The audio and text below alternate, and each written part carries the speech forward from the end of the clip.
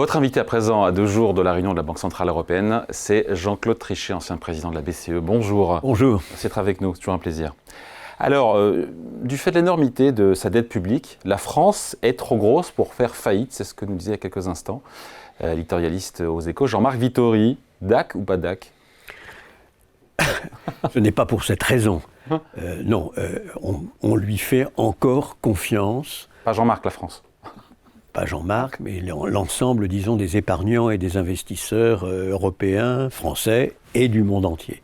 Donc, on est en présence d'un pays qui pose problème en ce moment et qui doit, à mon avis, absolument redresser ses comptes publics, car nous avons en effet laissé aller nos comptes publics dans des conditions qui sont inquiétantes, objectivement, et qui sont d'ailleurs notées par un décalage de nos primes de risque, disons, de nos spreads, comme on dit dans le jargon, par rapport à ce qu'ils étaient il y a un certain nombre d'années. Et donc maintenant, nous sommes dans une situation qui correspond, disons, à l'estimation par l'ensemble des investisseurs et des épargnants de ce que nous représentons comme risque. Et nous sommes à peu près au niveau, disons, ce n'est pas franchement très, très glorieux, d'un certain nombre de pays qui ont été en difficulté dans le passé et qui ne le sont plus du tout, bien entendu. On parle du Portugal, on parle de l'Espagne, on parle de la Grèce, on parle de... En même temps, la Grèce... la comparaison d'ailleurs entre la Grèce de 2009 et la France d'aujourd'hui, pour vous, a souvent été faite même par des membres du gouvernement français. Non, c'est absurde, bien entendu. Mais il n'y a pas que la Grèce. Hein. Encore une fois, moi j'étais à la tête de la Banque Centrale Européenne. Nous avons eu 3 pays en 2010, en mai 2010, que nous avons aidés à surmonter une difficulté majeure. C'était pas simplement la Grèce, c'était Grèce, Irlande et Portugal. Ouais. Et puis en 2011, c'était pas du tout la Grèce, c'était l'Espagne et l'Italie. Ouais. Les 2 pays que nous avons décidé, lorsque j'étais le président de la Banque Centrale Européenne, d'aider en investissement massivement, en rachetant, disons, leurs obligations. C'est pas le programme SMP, non? Oui, on avait un programme que nous avions défini nous-mêmes dans les circonstances tragiques de l'époque, hein, puisque c'était le début de la crise. Il fallait faire face à une crise spéculative qui a attaqué au total 5 pays en Europe, hein, pas simplement 1, mais 5. Et au total, si vous voulez, bien entendu, nous avons aidé. Mais il y avait en même temps une conditionnalité, ça va de soi, parce qu'on ne gagne pas contre la spéculation tout seul à coup de capitaux. On gagne contre la spéculation parce que la confiance revient et la confiance est revenue. Le parallèle entre la Grèce de 2009 et la France de 2024 ? Je le récuse totalement, ça n'a rien à voir. Si vous voulez comparer la France, alors comparez-la à l'Espagne ou à l'Italie. D'aujourd'hui ou d'il y a 10 ans ? Non, il y a 10 ans, nous étions en gros dans la situation des Allemands. Ouais. On était considérés pratiquement aussi bons qu'eux. Et moi, je n'ai pas eu à envoyer une lettre au Premier ministre français en lui disant « si on veut gagner contre la spéculation, alors il faut que vous changiez de politique ». Mais je l'ai envoyé au Premier ministre espagnol Zapatero et au Premier ministre italien Berlusconi. Mais c'est grave aujourd'hui d'être aujourd'hui au niveau de l'Espagne ou du Portugal ou de la Grèce en matière de taux de... Dans la mesure où l'Espagne a fait des progrès considérables, ce n'est pas dramatique puisque c'était en effet auparavant très très difficile. L'Espagne s'est retrouvée dans une situation horrible. Mais nous sommes, si vous voulez, dans la gradation de la confiance que l'on peut accorder, franchement, et c'est pas très glorieux, un peu au-dessus de l'Espagne et en dessous de l'Italie, mais plus proche de l'Italie que nous ne l'étions il y a 5 ans ou il y a 10 ans, bien sûr. Donc, nous ne pouvons pas en rester là. On a absolument besoin. Et de ce point de vue-là, le Premier ministre qui vient d'être, comment dirais-je, censuré avait raison de dire qu'il faut absolument que nous redressions nos comptes publics. Ça reste vrai aujourd'hui, comme c'était vrai il y a quelques semaines ou quelques mois, et c'est un impératif si l'on veut, en effet, au total, préserver la signature française, c'est-à-dire empêcher la France de s'épuiser en intérêts qui sont déjà considérables. Est-ce qu'on assiste, Jean-Claude Trichet, en ce moment à une perte de crédibilité de la France sur les marchés internationaux ? Mais c'est une manière de dire ça et de regarder simplement l'arithmétique. effectivement, nous étions très proches des Allemands et nous sommes maintenant, disons, à une distance en termes de spread qui est aux 2/3 au-dessus des Allemands et à 1/3 en dessous des Italiens. Ouais. Voilà, c'est ça la position. C'est ça que nous disent l'ensemble des épargnants du monde. Et en fait, ils ne font que refléter le fait que nous avons dégradé notre position. Est-ce que c'est grave? Est-ce que vous êtes inquiet? Tout le monde peut être inquiet, bien entendu, mais il y a un équilibre de marché. L'équilibre de marché est celui que nous observons aujourd'hui.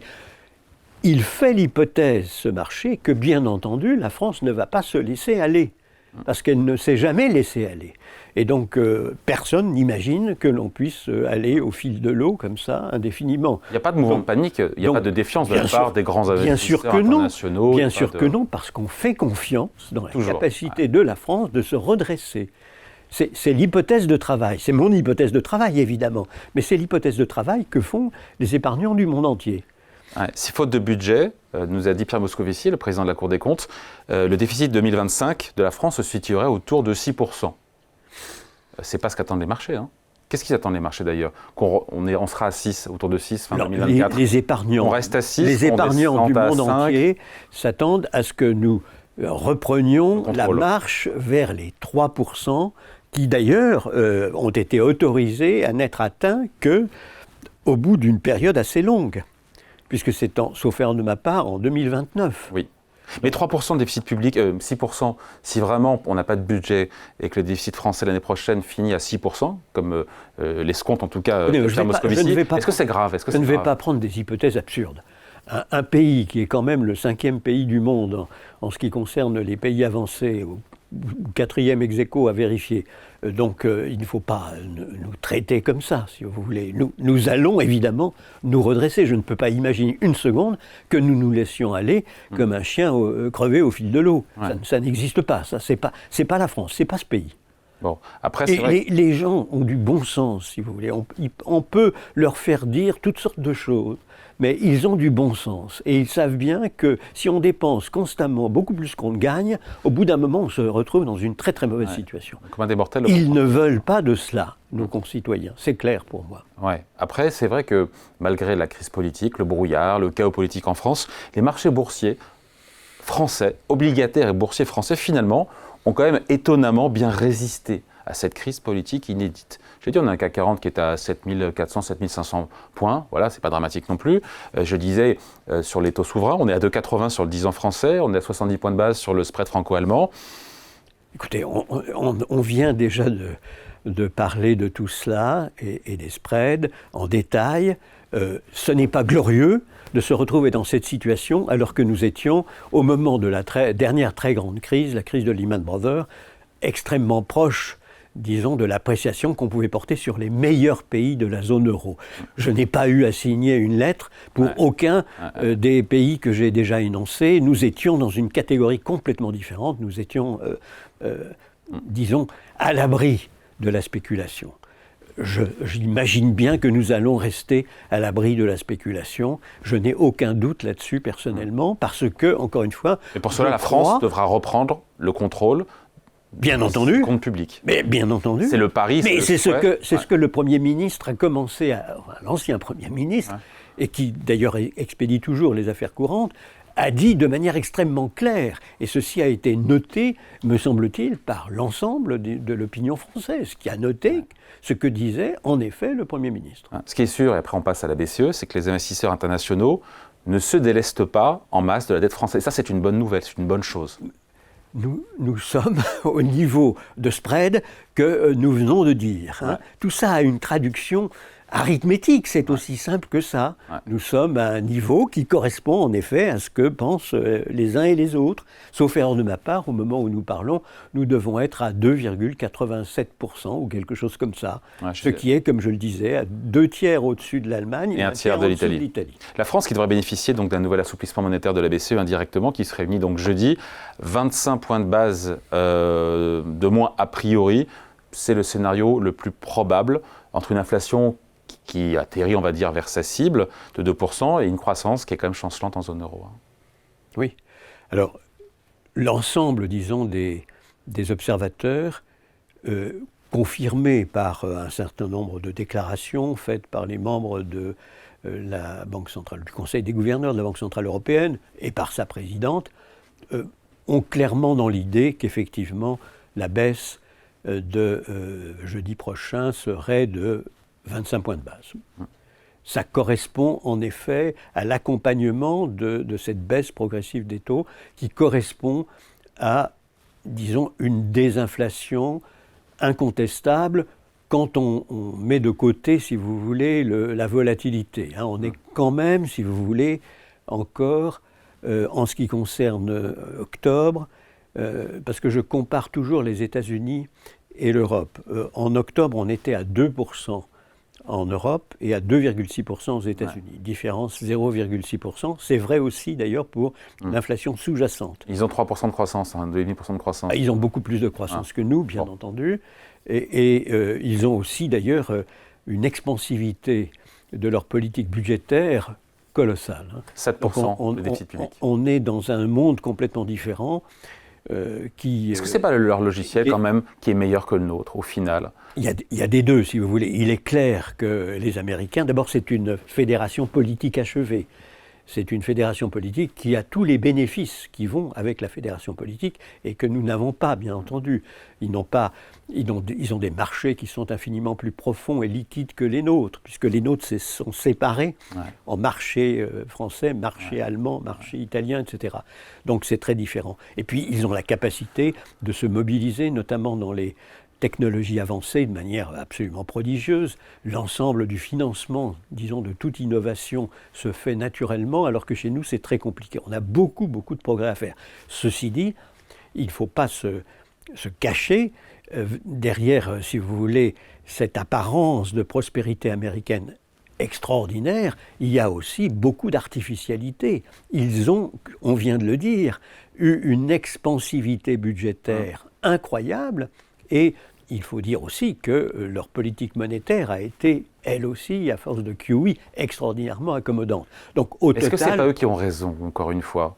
Et donc la critique derrière, c'est l'approche trop prudente de la BCE, qui pourrait en faire plus, On sait que c'est débattu, les 50 points de base au niveau du Conseil des gouverneurs. Alors, premièrement, les Américains n'ont sûrement pas raison d'être en permanence en déficit de la balance des paiements courants et de demander au reste du monde de les financer de manière Ce que le reste du monde fait. Pardon ? Ce que le reste du monde fait. Ce que le reste du monde fait, parce que c'est comme ça que l'équilibre de l'économie mondiale s'opère. Mais ce n'est pas très bon, ne serait-ce que parce que, au total, vous vous vendez à l'étranger. Les Américains ont une position net extérieur qui correspond à peu près à 90% de leur produit intérieur brut. En d'autres termes, ils ont vendu à l'étranger pour pouvoir se financer à peu près, presque, disons, une année entière de production des États-Unis. Nous sommes plutôt, en Europe, nous sommes plutôt nous sommes en excédent, nous ne sommes pas en déficit. Oui, mais on est en croissance quasi zéro, alors qu'eux, ils sont à 3, ils ont un chômage à 4, nous, on est à 6 ou 7. Oui.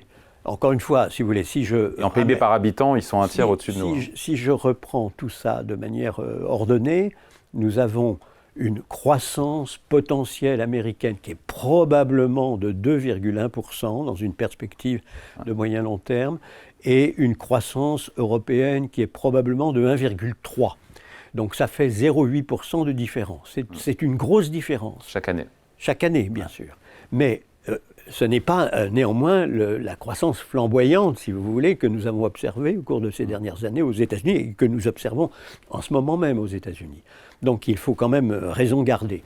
Deuxièmement, là vous avez des éléments qui jouent, si vous voulez, de manière incontestable et qui sont en effet leur formidable capacité d'innover, de financer l'innovation, d'avoir une total factor productivité, la productivité globale des facteurs, qui est flatteuse, plus flatteuse que celle Travailler des Européens. capital.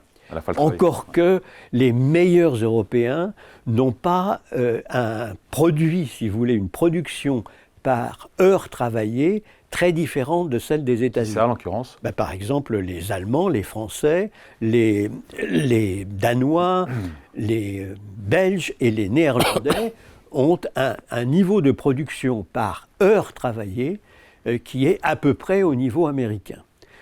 certaines années à peu près au niveau, certaines années un peu en dessous, mais nous ne sommes pas dans une autre catégorie. Il faut avoir ça en tête. Bien entendu, il y a beaucoup de pays européens qui ont un niveau, disons, de production, un niveau de développement économique qui est très inférieur. Et au total, la moyenne est moins flatteuse. Mais l'une des raisons pour lesquelles nous avons des résultats qui sont moins bons que les Américains, c'est que les Américains travaillent beaucoup plus que nous. Et que nous préférons, nous quand je dis nous, tous les Européens ont une préférence pour le loisir, pour les vacances, plutôt que pour le travail. Oui, mais sur l'impulsion, j'entends bien sûr Jean-Claude Trichet, mais sur l'impulsion monétaire qui consisterait à dire finalement que la BCE, c'est demandé par beaucoup d'observateurs, pourrait agir plus vite et plus fort et faire 50 points de base de baisse de taux dès jeudi. Vous répondez quoi ? Je réponds que la BCE, d'abord, a des taux d'intérêt nettement inférieurs à ceux des États-Unis, que d'autre part, elle a baissé les taux de manière très spectaculaire, qu'elle n'envisage pas d'arrêter de baisser les taux. Elle se trouve, si vous voulez, en ce qui concerne l'inflation sous-jacente, à un niveau qui est de 2,7%, qui est inférieur, certes, au niveau américain qui est de 3,3%, donc la vraie inflation sous-jacente, celle qui ne tient pas compte de la volatilité que l'on observe, les prix de l'énergie, notamment sur l'énergie ou sur l'agriculture. Mais au total, si vous voulez, je dois dire, je trouve que la BCE a fait un formidable travail, qu'elle a eu 1000 fois raison de baisser les taux d'intérêt, qu'elle doit continuer de baisser les taux d'intérêt. Il ne me paraît pas absolument aberrant, au total, qu'elle fasse 25 points de base, et pas nécessairement 50. Mais on va voir, encore une fois, hein, il faut arbitrer, en effet, en permanence, entre... C'est le gouverneur français, François-Hédouard Gallo, qui gouverne la Banque de France, qui disait qu'il fallait rester l'esprit ouvert sur une baisse de taux de 50 points de base. Preuve que c'est une position qui se discute sûrement au sein du board de la BCE. Et il est normal que cette position soit discutée, encore une fois. Et elle se défend. Elle se défend naturellement, mais il faut vraiment prendre en compte l'ensemble des données. Et l'ensemble des données, c'est, vous avez un objectif en matière de faible inflation qui est très clair, hein, qui a été affiché, suraffiché, aux alentours de 2% dans une perspective de moyen terme. La descente a été opérée assez bien. L'inflation sous-jacente demeure quand même un peu bloquée à 2,7. Je le note en passant. Ceci explique que certains disent non, tenons-nous-en à ce qui a déjà été finalement anticipé par les marchés et qui est de l'ordre de 25 points de base. Donc les deux se discutent. Je ne discute pas du tout que... et d'ailleurs c'est ça, une décision si vous voulez. C'est une discussion dans une banque centrale. Il n'y a pas de dictateur, hein, c'est une discussion au terme de laquelle... Et chaque voix compte de la même façon ? Il y a, je l'espère, un consensus. Chaque voix compte de la même façon. Et la voix du président ou de la présidente compte pas double ? Dans des circonstances exceptionnelles, elle peut compter double, oui, bien sûr. Mais dans des circonstances totalement exceptionnelles, où il y aurait un partage moitié-moitié. Bon, avant de se quitter, Jean-Claude Trichet, La bonne gouvernance aux éditions PUF, livre donc sous votre direction, avec des contributions d'universitaires, de personnalités politiques de premier plan, du monde entrepreneurial également. Pourquoi cet ouvrage, La bonne gouvernance ? Eh bien, c'est le thème que j'ai choisi comme président de l'Académie des sciences morales et politiques pour que nous travaillions toute l'année 2023. Donc, on a pris comme thème, sur ma suggestion, la bonne gouvernance, et nous avons invité un certain nombre de personnalités éminentes, ultra éminentes même, je dois dire, qui sont bien listées, si vous voulez, dans la couverture, oui, et qui nous ont fait part de leur propre vue, de leur propre expérience, de leurs sentiments et de leurs messages s'agissant de la bonne gouvernance, entendue sur le plan mondial et entendue aussi bien s'agissant du secteur privé que du secteur du développement, que du secteur public. Car ce concept de bonne gouvernance a ceci, et c'est ça qui m'a beaucoup séduit moi-même, a ceci de particulier qu'il a émergé il y a une quarantaine d'années à peu près, et qui progressivement il a cheminé pour conquérir, si je puis dire, conceptuellement, tous les terrains sur lesquels il y avait des problèmes, en effet, d'administration, de gouvernement, de gouvernance. Mot français d'ailleurs, plutôt flatteur, disons, pour le vocabulaire français, mais qui a été retenu finalement dans le monde entier comme étant good governance, une bonne manière, disons, d'exprimer cette nécessité absolue de bien gérer l'ensemble, disons, des entités, qu'elles soient publiques ou privées. Bon voilà, donc la bonne gouvernance sous votre direction aux éditions PUF. Merci pour cet entretien, Jean-Claude Richet, à bientôt. Au revoir. Merci. Au revoir.